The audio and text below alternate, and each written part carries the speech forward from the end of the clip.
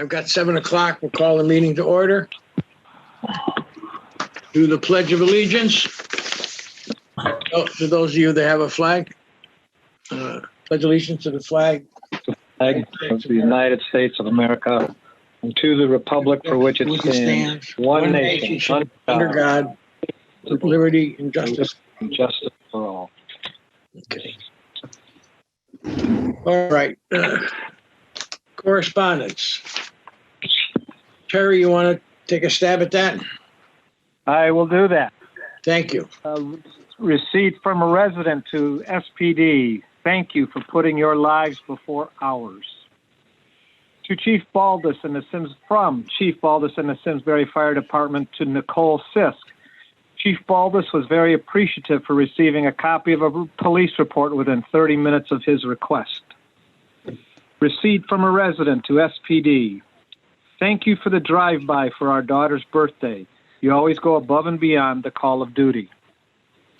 Received from a resident to Sergeant Tebow, Officer Donalski, PFC Cushman, Detective May.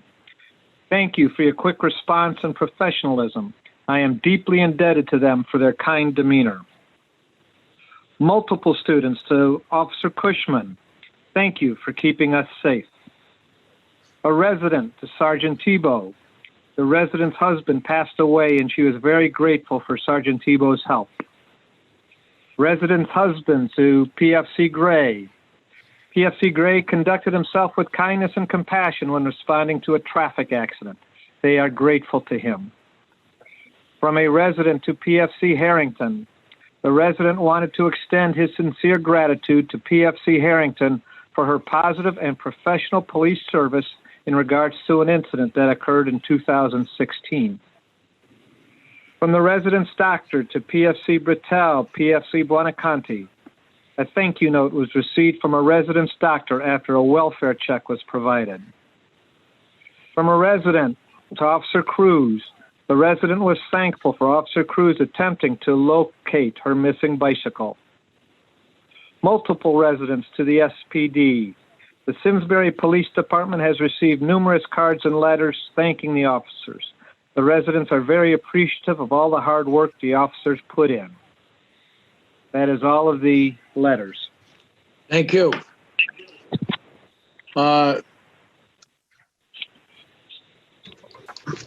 Under, I guess this is last month's report.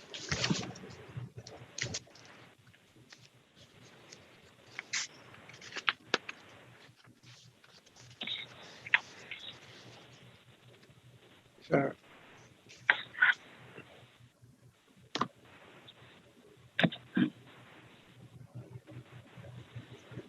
Doing the minutes here and all, you think? Yeah, I'm turned around here. This is the minutes of the last meeting. Could be. June 8th. I turned over the page too fast. Okay, we have the approval. Has everyone had a chance to look at the June 8th minutes? Terry has. Mike has. I have.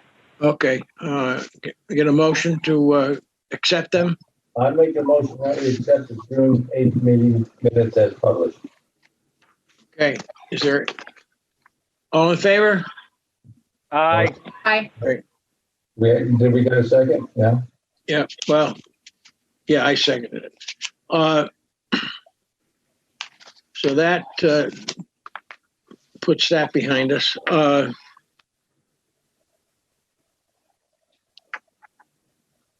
Public audience? Mr. Chairman, we did not receive any public audience through the town clerk. Okay, all right. Old business, the radio system. Oh, Mr. Chairman, if I may for a second, I noticed that on here, it doesn't have any other on there, and I have some old business. I don't know whether you want to do it now or later. It's up to you. Do we have anything here, Chief, that's going to be long? No, we do not. Okay, why don't we run through this list and then get to the one you have, okay, Mike? You betcha. Okay. The radio system. Hey, Mr. Cosgrove, mine should only take about half hour, 45 minutes, so I'm going to get going quickly so we don't take too much time. Well, we got lunch coming in about a half hour. So I just want to discuss about the radio system. I've been in contact and been speaking with representatives from Marcus Communication. Marcus Communications is the vendor who's going to be installing the new system. I'm trying to get them nailed down to a timeline for a start and a completion of the entire emergency radio project. I've also scheduled to meet with Marcus in the state of Connecticut concerning the state's Talcott Mountain radio site. This is going to happen on Thursday. This was a planned meeting as we're looking to use one of the state sites that Marcus had proposed and have to go through the process of being approved by them to use their site. Marcus is in the process of finalizing the radio contract. Once I receive the contract myself, and Melissa Appleby will review the contract to make sure it's exactly what they proposed. And we will then present that to the town for a signature. What could hold us up here is there are a few things I was talking to Chief about. Our tower equipment, it's not as easy as I thought of just plugging them in because the tower equipment or the repeaters, they've already been ordered, but they're coming from out of the country. And because of COVID, some of the stuff is slowed down or has stopped being built until they can catch up. And then once it's shipped finally, it gets kind of delayed in our ports because of the pandemic. And we have to wait for this to get clear from customs.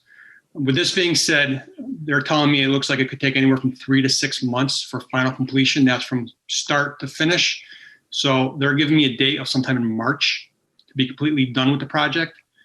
However, the mobile and portable radios are something that's already in the country, so therefore we won't have to wait or delay for that. It's just basically the receivers and the repeaters that we're waiting for that are coming from outside the country. So once that's what country are they coming from? Australia. Okay. So that's it for now for the radio system. Like I was telling the chief, I'm keeping on it, and hopefully we'll get it done sooner than March, but they can only go so fast until the equipment gets brought over here from Australia. Super. Deputy Chief's position. Okay, so just a quick update on that. Obviously, we are in this new fiscal year, and so we're trying to move forward with that. I have a tentative announcement coming out toward the end of this month, and with a tentative completion date of September or mid-September. So I have planned to discuss the particulars of that and with the chairman within the next couple of days or so.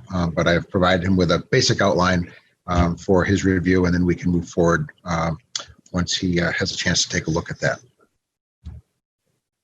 Okay. Sector rules. Governor's executive orders, or what are we on those? Yep, Lieutenant Sheen, you're on mute. Thank you for that. May 19th, the state came out with sector rules as part of the guidelines for the reopening that began in phases on May 20th. We have responded since May 27th till the end of June. We had 13 calls for service that were part of a sector rule violation, and all of them dealt with issues around face coverings or social distancing. The police responded to the locations, and our priority was kind of has not been enforcement of these kind of things. It's been to educate and to kind of mediate and explain the process, and we successfully did that on all 13 of those. That's it. Showing the flag is enough. Well, those guidelines came from the state's attorney early on when the governor started to come out with the executive orders back in March. And the state's attorneys in Hartford, said the priority for law enforcement should be to kind of educate, use discretion. Any kind of arrest was supposed to be a last-ditch effort after warnings and things like that, referring to other agencies that may be able to oversee something better in terms of restaurants.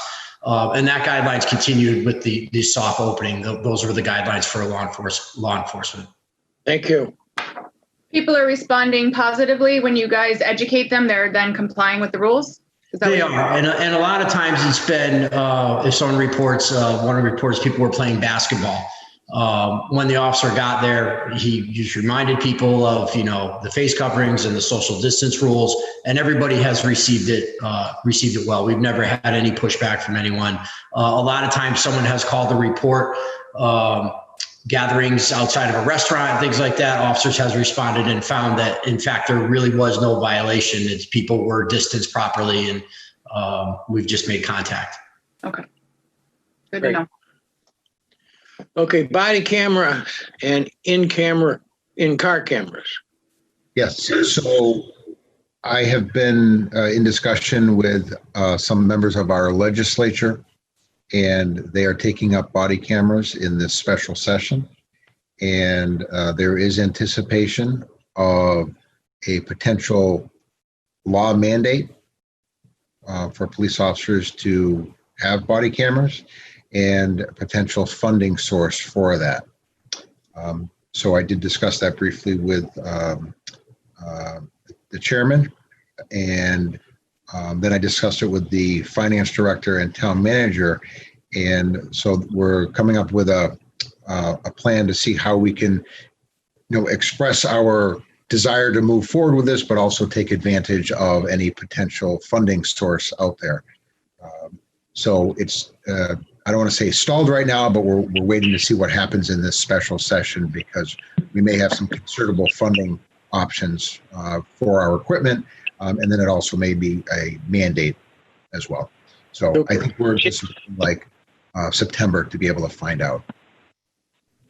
Chief, this is Terry. Is the potential funding going to include the background stuff like the servers, or is it just for the cameras and on the person and in the car?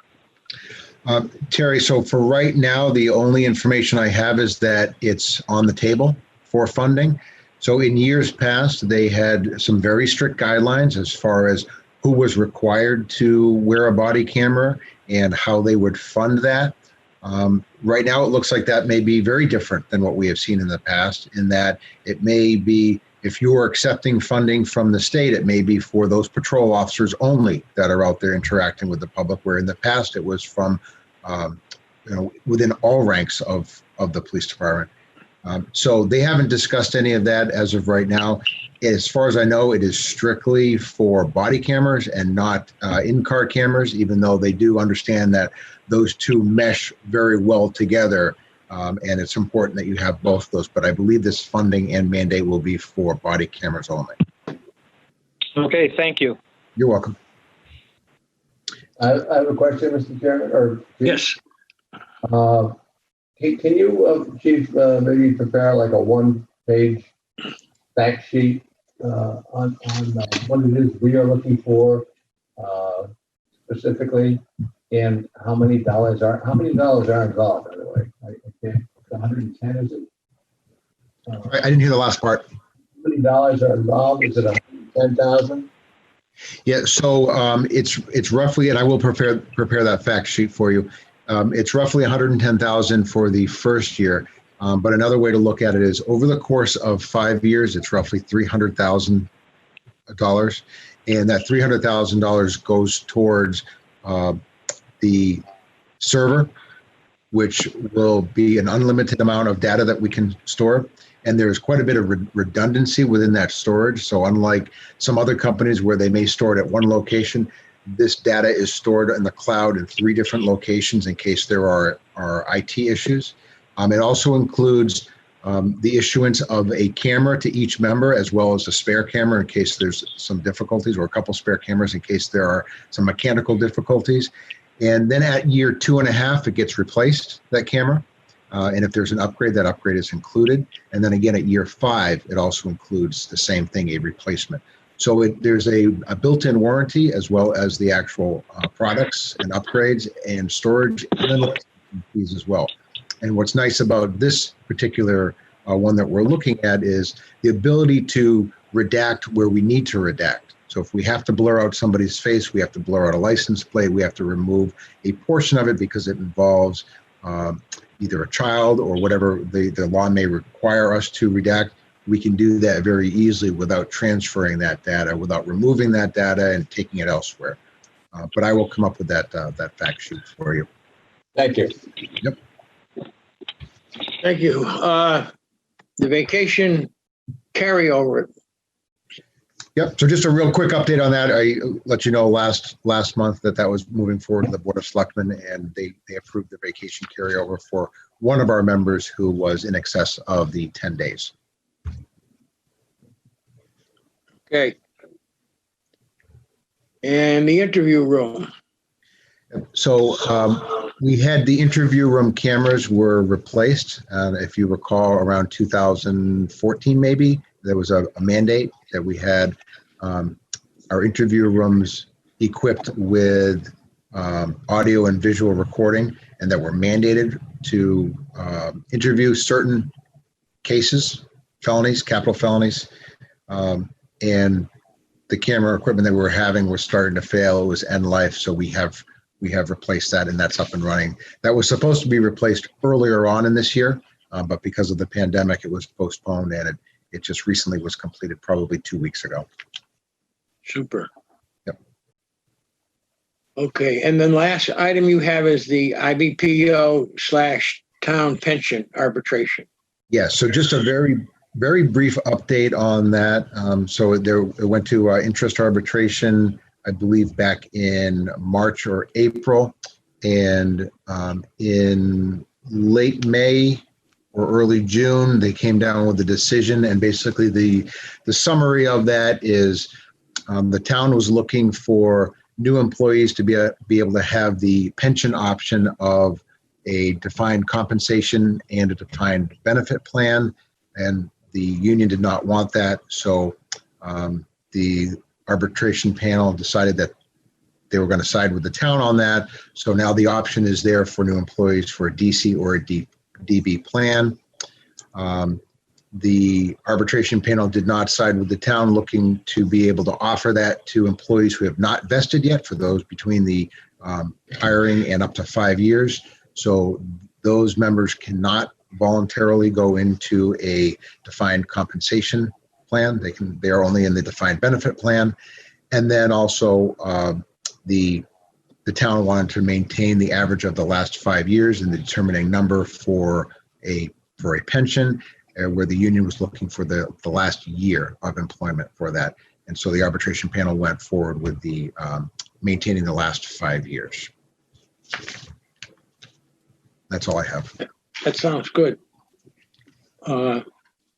Michael, you have old business that you wanted to bring up. Oh, I did, yes. And I apologize because that's kind of been sort of a bottleneck in this, I think. But back in June, the town attorney issued a proposed memorandum of understanding that he concocted after a meeting of the Simsbury Board of Selectmen, Town Manager, and Police Commission. I think we've looked at that a number of times, and I had some comments on it. Jenna had some comments on it. Terry, I think you had some comments at one point on it. Terry, I don't know if you had a chance to look at the draft I had put together. I have not. Okay, you have it in your email somewhere. So And I will find it. Okay, excellent. And I think what I'd like to do, Mr. Chairman, if it's okay with you, is sort of consolidate comments as a draft and return it to the town council and say this is our draft in response, and have it go forward from there. Okay. Well, you've received your copy, Jenna? Yeah. Yes. Okay. I have one. Michael has one. Terry has one. And I don't think we can act on it today if Terry hasn't read it, but maybe we can. I think, Mr. Chairman, if my proposal would be just to take it as a draft and not as a voted copy and send it back to town council. Okay. Have them move forward more rapidly in that manner. Okay. That's okay with you. Okay, I'll hold off till I hear from Terry if he is okay with this or would like to make some changes. And after that, we'll send it off to Bobby D. That work with you, Mike? Yes, perfect. Yep. All right. There's no chairman's report. The chief has what to report. Okay, so just real quickly, our CALIA online assessment is coming up. It's scheduled for August 21st through August 29th. And so the information for that will be led by Lieutenant Sifo and Tracy Dunn. That is year 3 of a 4-year process. So this is year 3. They'll be checking all of our files online. And then next year, I believe it's March, they'll be actually coming out here for a visit for year 4. We had a grant that was offered to us for traffic enforcement pre-COVID-19 that was postponed because of the pandemic, but it has been now rescheduled. So I believe that's August that we'll be picking that back up. And then the only other one item that I wanted to mention was the hiring process for officers. So we have put another entry-level announcement out there with sort of an unlimited ending at this point. Nationwide, there are a lot of issues with getting a large pool of applicants. So one, we are planning for the vacancies that we have now, as well as planning for the vacancies that we have in the future. We currently still do have one person who is a certified officer who is very well along in the process. And so we have a couple more items that we have to do before presenting that applicant to the commission. Okay, yeah, there was an article, I don't know if it was in the Current or where it was, that there's not a lot of people volunteering to become policemen nationwide. I think that's what we're going to see for quite some time. Yeah. Okay. Under new business. Good evening, Mr. Chairman, if I may. Yes. Chief, with this so-called defunding process that we've heard about in certain areas, that seems to be potentially making some officers available. So I don't know how that's going to work, or whether there's a process of using the Police Chiefs Association or some other group way of getting to that pool of people, and whether we even want to talk to that pool of people. I don't know. Right. But anyway, it's something else. Yeah. So what we do plan on doing is through the CPCA, we do our recruitment process, and there's usually 2 tracks, and one is for the non-certified entry-level track, and then one for the certified track. And so I believe Lieutenant Sifo is putting together one right now for the certified track, just to refresh that, because we currently do have 3 vacancies, and you're absolutely right. There may be some opportunities for people who are looking to relocate or change departments.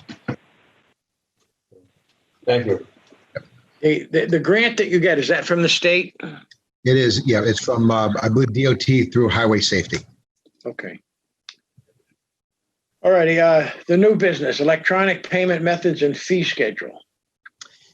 Yep. So just wanted to sort of give you a quick update on that. So the town, probably a month or so ago, said that they don't want to take any actual cash, and they were able to use a credit card system, an online checking system. We generally bring in around $15,000 to $19,000 each year through requests for copies of reports, fingerprint services, things like that. So we're looking to see how we can do that without it costing us much, without it going into that revenue. So Kelsey right now is in the process of working that out to see if it's a benefit for us and see if it's possible for us to do that. The town has something where you, as the payer, have to pay a fee. I don't know if that's something we could push like they have done. Like when we paid our taxes, our car tax, we had to pay a fee to pay the fee. Yeah, like 3% or something. So here's one of the difficulties is people will pay for a report and it may be $1. So now they're paying $1.03, $1.04. It becomes very, very much of a nuisance, Gotcha. like that. So I think the average thing that we see is a few dollars, probably dollars and under, where there are some other ones that like alarm fees that come in that are sort of multiple fees. So those could be, $75, $150, things like that. And that may be okay in that sense, but we're looking to see if we can somehow avoid that by way of maybe like an ACH check or something like that. So we can completely avoid the fee for anybody. Gotcha. Avoid taking in the fees? I know, avoid a transaction fee, Okay. just to avoid a transaction fee of 3%.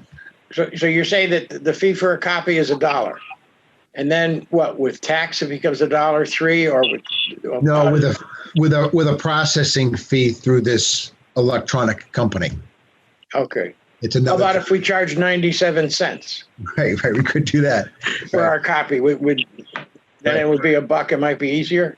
Yeah, within every 2 copies, you'd slowly have to adjust that along the way, but I think we'll figure something out. Yeah, but we're in the infant stages of trying to figure out if we can do this or not, and whether it's a benefit with the amount of money that we actually take in.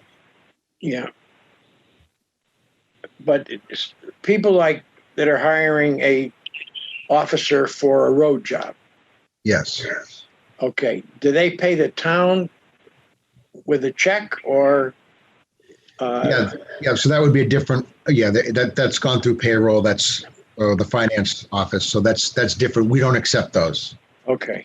No, it'll come to us, but then we'll just it'll be a check and it'll go upstairs. Yeah. So we would accept those the same traditional way. So the town doesn't want to accept cash or checks? No, just cash. Just cash. Yeah, just trying to avoid the hand-to-hand exchange. That's it. Okay. All right. Is there any other business before the commission?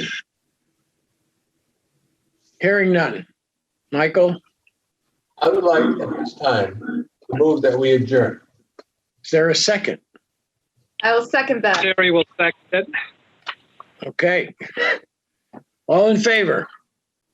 Aye. Aye. All right. Thank you very much.